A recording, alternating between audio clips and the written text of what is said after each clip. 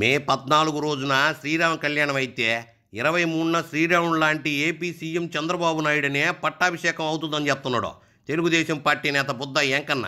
మరి మ్యాటర్ ఏందో ఆయన అడిగి తెలుసుకుందాం రండి. బుద్ధ ఇంక మొదలెట్టు.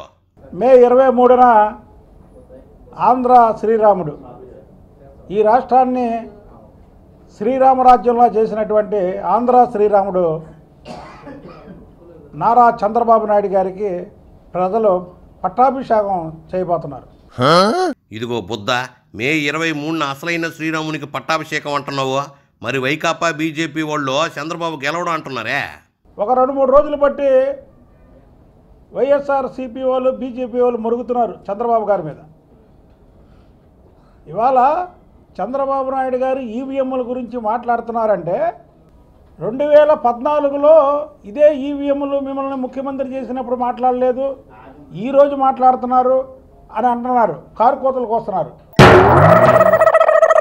అంటే లాజిక్కే కదా బుద్ధ. 2014లో ఈవీఎంల మీద మాట్లాడలేదు ఎందుకు మరి? 2014లో ప్రధానమంత్రి మోడీ లేడు. ఇవాళ ఈ దేశానికి ఒక శాడిస్టు ప్రధానమంత్రిగా ఉన్నాడు. కాబట్టికి అనుమానం వ్యక్తం చేస్తున్నాము. అసలుకి ఈ రాష్ట్రంలో ఈవీఎంలు 2 గంటల వరకు మొరాయించలేదు. తప్పుడు కాసేపా ఒరే ఎవరు సమయం పక్కన మాట్లాడేదే, నువ్వు కంటిన్యూ చేయి. ఏదైతే పెద్ద ఎత్తున మహిళలు చంద్రబాబు నాయుడు గారికి పట్టం కడుతున్నారని తెలిసి కావాలని 6-7 గంటలు ఈవీఎంలు పనిచేయకపోతే దాని గురించి ఈసీని ప్రశ్నించడం తప్ప? మీరెందుకని కామ్గా ఉన్నారు? ఈవీఎంలు పనిచేయకపోతే 7 గంటలు కామ్గా ఉన్నారు, మీరు దాని గురించి సమాధానం చెప్పరండి. వైకాపా వాళ్ళు కూడా ఈవీఎంల మీద గట్టిగానే అడుగుతున్నారులే. ఈవీఎంలు పనిచేయకపోతే వైకాపాకు కూడా ఓట్లు పడవు కదా. అంటే మీకు మహిళలు ఓట్లు పడవు.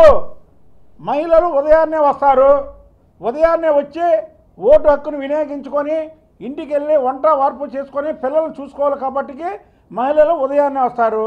అది గ్రహించి ఉదయం నుంచి మధ్యాహ్నం వరకు ఈవీఎంలు పనిచేయకుండా చేసినటువంటి కుట్ర. ఇదేం లాజిక్ బుద్ధ?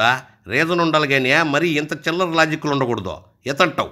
చంద్రబాబు నాయుడు గారు ఈ కుట్రను బయట పెడదామని ఢిల్లీ వెళ్ళి ఈవీఎంల గురించి మాట్లాడుతుంటే ఓడిపోతాడని భయం అంటారేంటి? తొడగొట్టి చెబుతున్నాం, తొడగొట్టి. రేపు వచ్చేది తెలుగుదేశం ప్రభుత్వం, రేపు వచ్చేది ఈ రాష్ట్రానికి చంద్రబాబు నాయుడు గారు ముఖ్యమంత్రి. సర్లే, చంద్రబాబే సీఎం గానే నువ్వు తొడలో కాళ్ళు కొట్టుకో, మాకు కూర్చో. మీరేదో ఇల్లు అలగ్గానే పండగ అనుకుంటున్నారేమో. ఏంటి కారు కోతలు? 4 రోజులు బట్టి ఒకటే కారు కోతలు.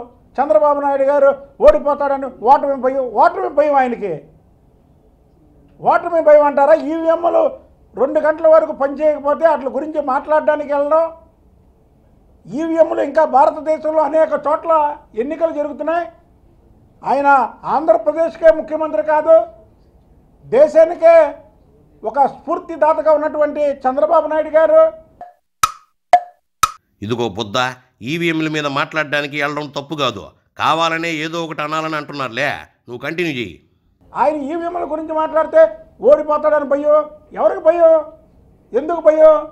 ఆయన ఎవరి డబ్బులను దోచుకుంటే భయపడాలా? ప్రజల సంక్షేమం చేశాడు, ప్రజల కోసం పాటుపడ్డాడు. ఆయన భయపడతాడా? దొంగలకి రౌడీలకి? ఏం మాట్లాడుతున్నారు అసలు ఏం లేకుండానే మీరు ఇంత రాష్ట్రంలో ఇంత అలజడి సృష్టిస్తున్నారే. ఏదైనా అయితే ఇంకేమైనా ఉంటుందా? రేపు రాష్ట్రం రావణ కాష్టగా మారిద్ది.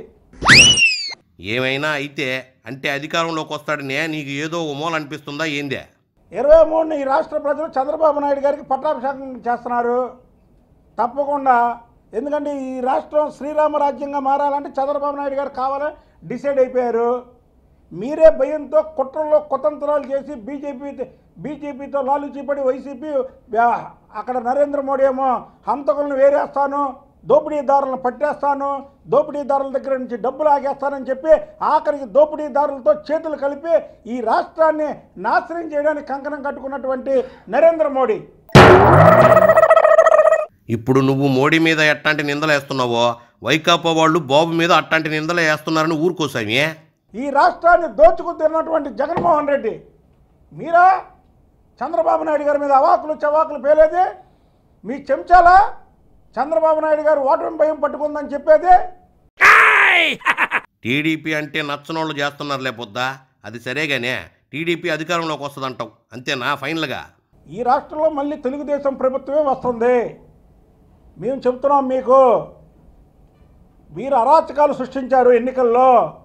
సాక్షాత్తు స్పీకర్ అనే వ్యక్తి రాష్ట్రంలో ఒక ఉన్నతమైనటువంటి వ్యక్తికి ఆ పదవులు ఇస్తారు.